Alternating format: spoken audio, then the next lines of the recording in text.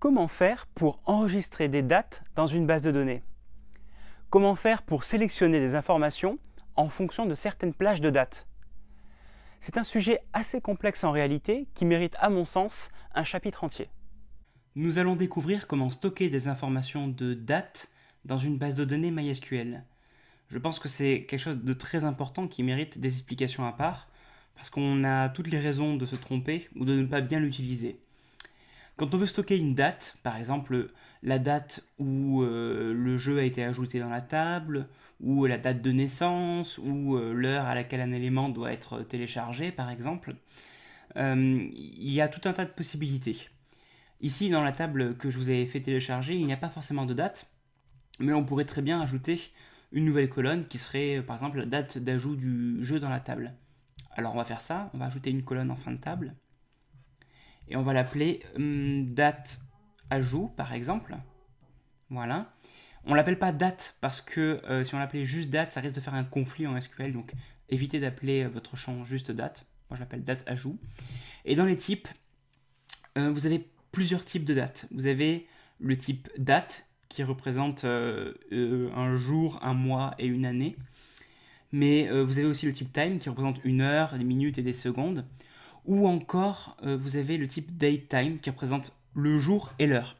Et finalement, c'est un des types qu'on va le plus souvent utiliser parce qu'il va représenter par exemple le 5 mai 2018 à 15h27 et 32 secondes. Donc là, avec celui-là, on a toutes les infos. Après, il y a d'autres types. Il y a le type year qui stocke juste l'année, mais bon, c'est pas forcément le plus utile. Donc voilà, on peut juste stocker aussi, sous forme de timestamp aussi. Là, c'est juste une autre façon de stocker aussi un jour et une heure. Mais en fait, datetime sera le plus pratique en général. Vous pouvez cliquer sur sauvegarder. Voilà, et là, vous avez la date d'ajout. Alors évidemment, là, ce qui s'est passé, c'est qu'il a mis à 0 parce qu'il n'y a pas de valeur par défaut.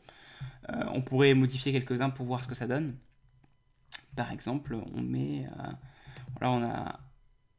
Hop, on peut mettre un jour ici à telle heure, telle minute et telle seconde. Voilà, on enregistre. Voilà, et vous avez la date qui est stockée sous cette format-là. Vous avez le jour, vous avez le mois, et vous avez l'année, et ensuite les heures, les minutes et les secondes. Si vous voulez maintenant faire des requêtes SQL sur les dates, en fait, vous pouvez faire très simplement une recherche d'égalité. Par exemple, vous voulez toutes les lignes où date ajout c'est égal à telle date avec telle heure précisément. Ça, c'est assez facile en fait.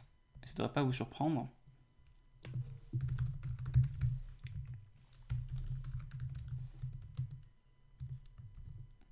Voilà, vous indiquez simplement dans le même format la date et l'heure. Et là, vous trouvez effectivement juste la ligne que vous avez mis. Par contre, ça peut être intéressant d'aller par exemple faire une recherche où date ajout est supérieure à cette date-là. Et ça, l'avantage, c'est que le moteur base de données MySQL le comprend. Il sait qu'il veut toutes les dates strictement supérieures à ce jour-là et cette heure-là. Donc là, si je fais ça, je n'aurai normalement rien, parce que strictement supérieur, il n'y en a pas. Voilà, il dit résultat vide. Mais si je mets supérieur ou égal, il va retrouver le résultat que j'ai mis. Voilà. On peut faire supérieur, supérieur égal, inférieur, etc. L'avantage avec les dates, c'est que du coup, on peut utiliser ces opérateurs de comparaison.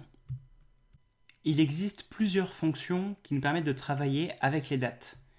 La première et la plus utile que je vais vous montrer, c'est la fonction now, qui renvoie la date et l'heure actuelle, et qui nous permet du coup, dans une requête SQL d'insertion, par exemple, d'indiquer la date et l'heure actuelle. Je vais vous montrer comment faire ici. Je vais faire un insert. Encore une fois, je vais enlever ID parce que ça, il saura le faire tout seul comme un grand. Je vais mettre n'importe quoi ici dans le nom, peu m'importe. En fait, c'est pour vous montrer comment utiliser now. Voilà, on va mettre un prix, un nombre de joueurs max, des commentaires et surtout la date d'ajout. Alors, comment vous faites pour indiquer la date actuelle? Eh bien, vous pourriez, si vous voulez, écrire en dur une date, par exemple. Voilà, comme ceci, avec les heures et les minutes et les secondes aussi, si c'est un datetime, comme là. Mais comme vous ne savez pas forcément à quel moment la requête va être enregistrée, vous pouvez écrire à la place now, comme ceci, avec rien entre parenthèses, qui va représenter l'heure actuelle. Et du coup, voilà, j'exécute. Et si je regarde à la fin, on voit qu'il a indiqué l'heure actuelle. Donc ça, c'est très très pratique quand vous avez des requêtes d'insertion de mise à jour comme ici. Il existe en plus de ça d'autres fonctions que je peux vous montrer rapidement. Par exemple, la fonction day qui renvoie le numéro du jour du champ. Donc par exemple là, c'était le champ date ajout. Plutôt que d'envoyer toutes les informations de date, on va renvoyer juste le jour. Donc j'écris day à jour pour avoir un alias qui représente le jour. Voilà, pour juste le dernier que je viens d'ajouter. Et là, j'ai le numéro du jour, on voit que c'est le 3e jour du mois. Et on pourrait faire pareil, en indiquant à la place de day, on peut indiquer month, on peut indiquer year, comme ça. Et on peut extraire chacune des informations à part, si on le souhaite. Et il y a quelque chose de vraiment très utile en plus de ça, c'est qu'on a la possibilité d'ajouter ou de retirer des heures, des minutes, des secondes ou même des jours, voire même des semaines, à une date qui est enregistrée en base de données. Ça nous permet de faire des calculs à la volée. Par exemple, on voudrait avoir, on va prendre la date de l'ajout, on va la garder, mais on va en plus demander une version plus 15 jours de la date de l'ajout. Donc du coup, on va faire un appel à la fonction dateAdd. On veut ajouter au champ date ajout un intervalle de 15 jours, comme ceci, qu'on va appeler date plus tard.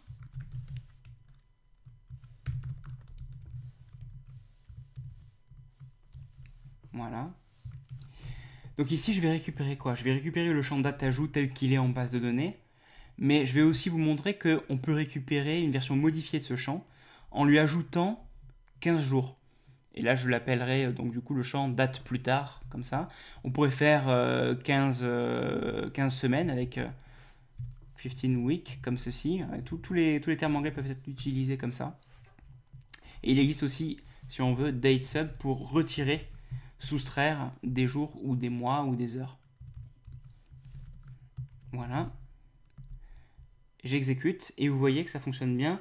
On a date ajout, là le 3 avril, et on a demandé d'ajouter 15 jours pour avoir un deuxième champ, et là on a le 18 avril, c'est-à-dire bien 15 jours plus tard.